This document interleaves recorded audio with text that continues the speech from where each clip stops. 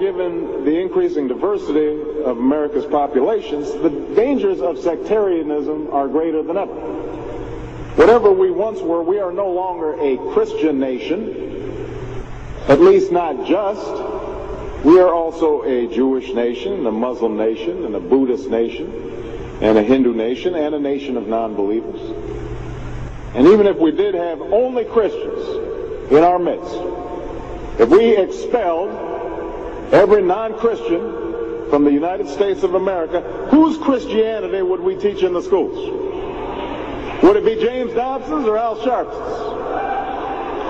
Which passages of Scripture should guide our public policy? Should we go with Leviticus, which suggests slavery is okay, and that eating shellfish is an abomination?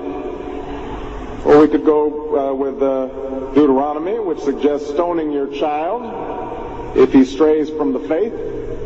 Or should we just stick to the Sermon on the Mount, a passage that is so radical that it's doubtful that our own Defense Department would survive its application? So before we get carried away, let's read our Bibles now. Folks haven't been reading their Bible. Which brings me to my second point. Democracy demands that the religiously motivated translate their concerns into universal rather than religion-specific values. What do I mean by this? It requires that their proposals be subject to argument and amenable to reason.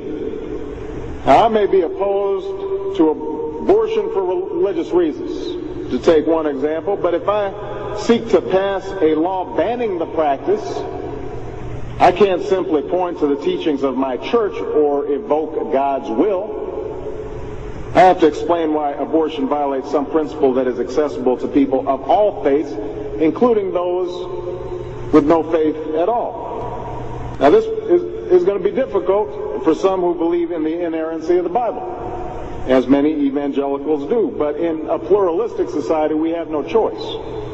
Politics depends on our ability to persuade each other of common aims based on a common reality.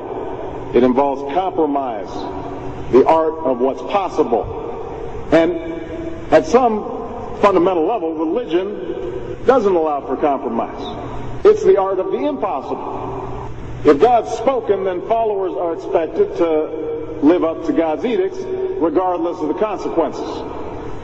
Now, to base one's own life on such uncompromising commitments may be sublime, but to base our policy making on such commitments would be a dangerous thing. And if you doubt that, let me just give you an example. We all know the story of Abraham and Isaac.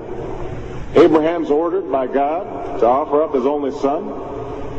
Without argument, he takes Isaac up to the mountaintop, he binds them to the altar, raises his knife, prepares to act as God commanded. Now, we know things worked out. You know, God sends down an angel to intercede at the very last minute. Abraham passes God's test of devotion. But it's fair to say that if any of us leaving this church saw Abraham on the roof of a building raising his knife, we would, at the very least, call the police and expect the Department of Children and Family Services to take Isaac away from Abraham.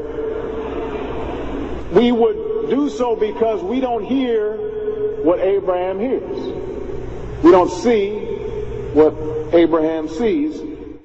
And so the best we can do is act in accordance with those things that we all see and that we all hear, be it common laws or basic reason. So we have some work to do here. But I am hopeful that we can bridge the gap that exists and overcome the prejudices that all of us to one degree or another bring to this debate. And I have faith that millions of believing Americans want that to happen. No matter how religious they may be or may not be, people are tired of seeing faith used as a tool of attack.